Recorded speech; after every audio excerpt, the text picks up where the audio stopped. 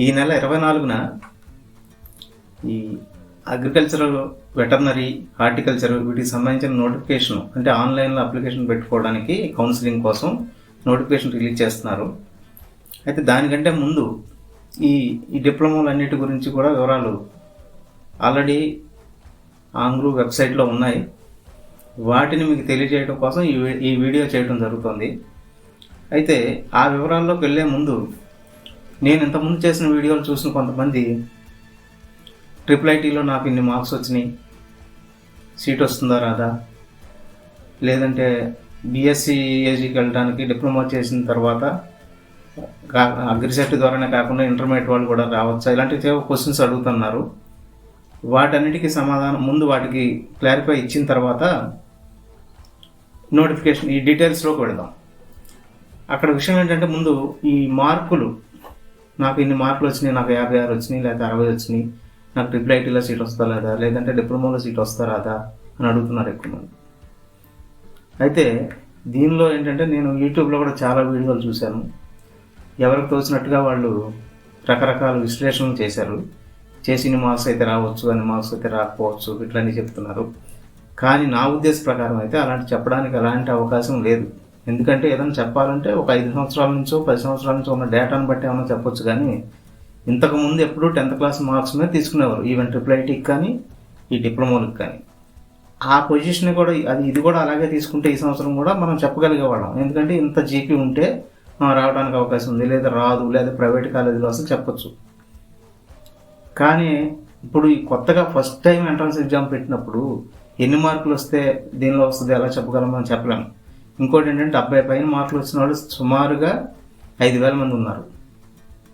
5,000 మందిలో అందరూ లెక్కేసేది ఏంటంటే 5,000 మంది IIITకి వెళ్ళిపోతే తర్వాత వాళ్ళకి వస్తాయి కదా అని.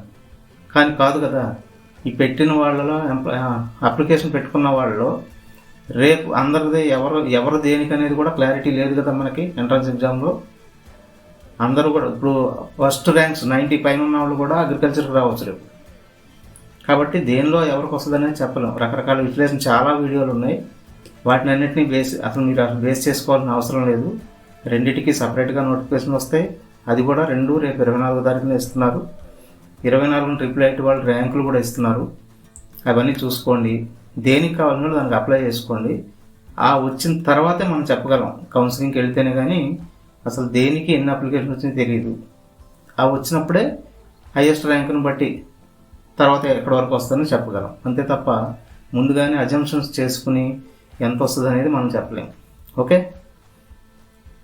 ఇక దీనిలో వివరాల్లోకి వెళ్దాం.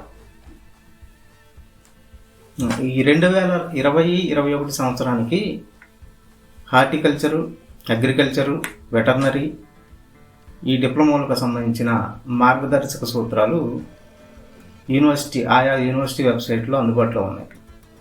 వాటి వివరాలు ఇప్పుడు మీకు తెలియజేయబోతున్నాం. దీనిలో చూసుకుంటే ప్రతి సంవత్సరం ఈ డిప్లొమా కోర్సులన్నిటికీ కూడా పూర్తిగా అన్ని సీట్లు కూడా గ్రామీణ ప్రాంతం వారితోటే నింపబడేవి.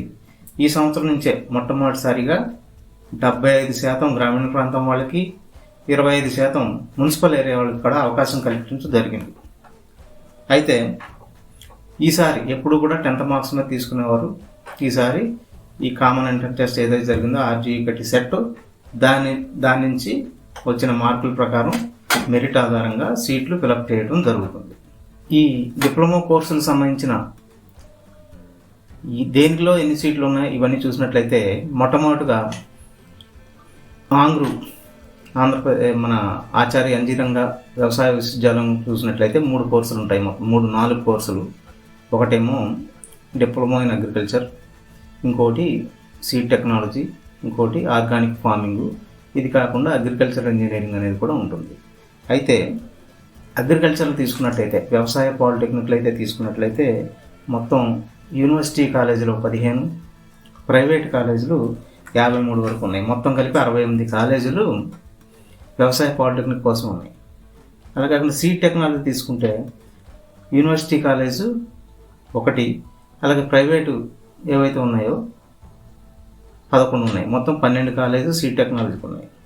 ఇక ఆర్గానిక్ ఫార్మింగ్ తీసుకుంటే ఒకటే ఉంది యూనివర్సిటీది, 3 కాలేజీలు ప్రైవేట్గా ఉన్నాయి. మొత్తం కలిపి ఏ అగ్రికల్చర్ కానీ, ఆర్గానిక్ ఫార్మింగ్ కానీ, సీడ్ టెక్నాలజీ కానీ, ఇంజనీరింగ్ కానీ అన్నీ కలిపితే టోటల్గా సీట్స్ అయితే మీకు 4120 సీట్లు ఉన్నాయి.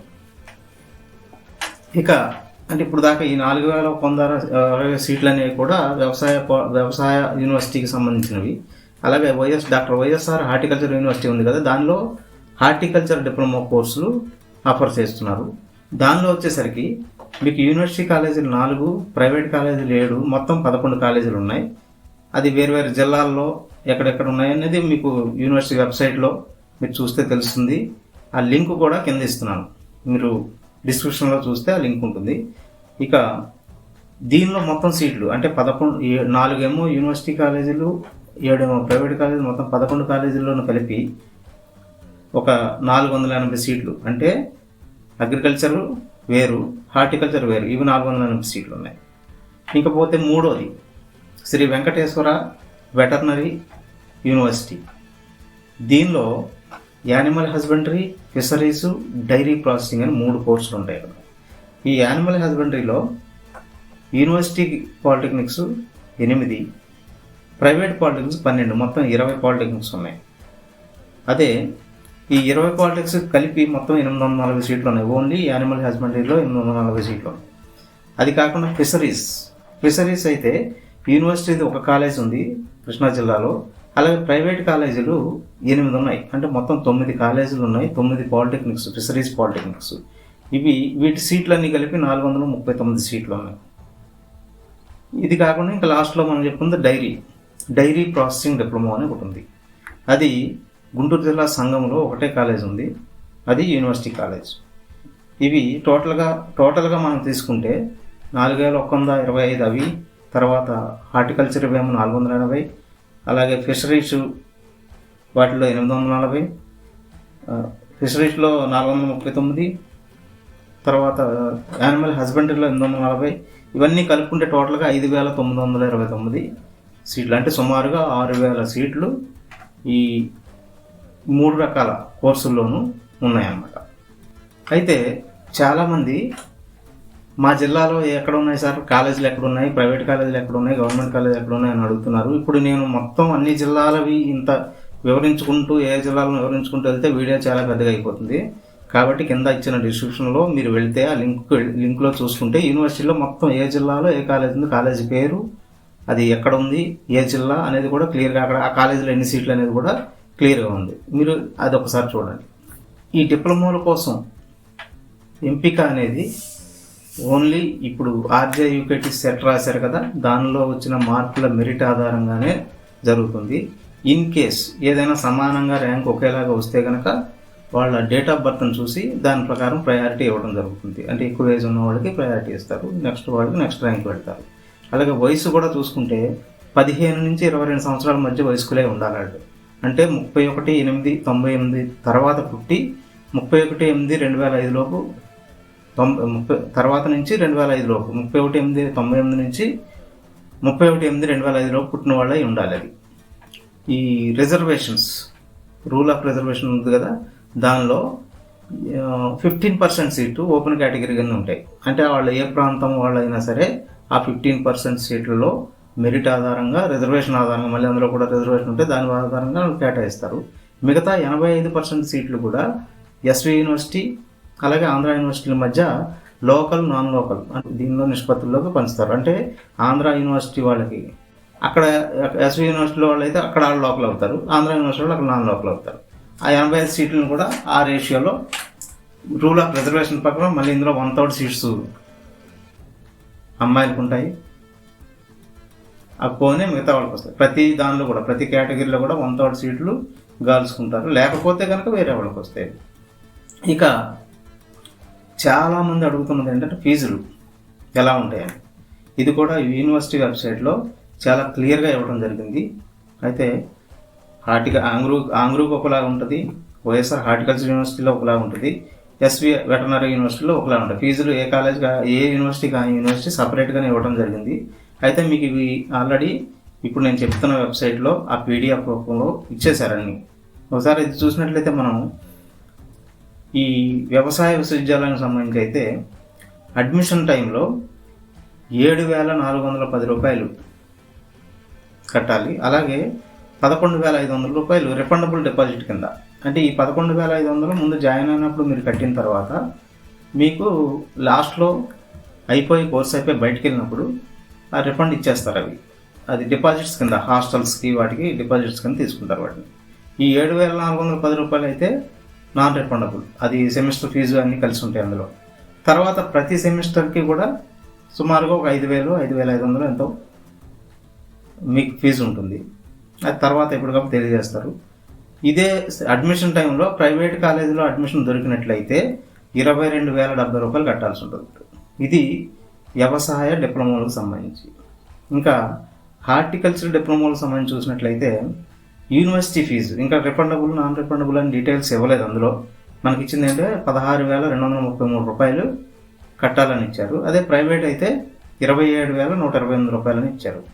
అలాగే వెటర్నరీ యూనివర్సిటీకి సంబంధించిన అంటే ఫిషరీస్, డైరీ, ఈ యానిమల్ హస్బెండరీ ఉన్నాయి కదా, వాటికి యూనివర్సిటీ కాలేజీలో సీట్ వచ్చినట్టయితే, యూనివర్సిటీ పాలిటెక్నిక్లో సీట్ వచ్చినట్టయితే 4,300 రూపాయలు, 340 రూపాయలు.